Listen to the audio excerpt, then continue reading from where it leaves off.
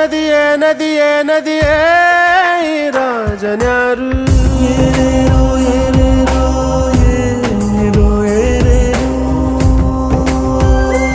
ಏ ವಿಧಿಯೇ ವಿಧಿಯೇ ವಿಧಿಯೇ ವಿಧಿಯೇ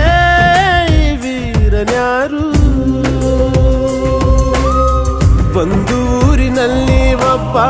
ಪರಾಕ್ರಮಿ ರಾಜ ಇದ್ದ ರತಿಯಂಥ ರಾಣಿಯೊಡನೆ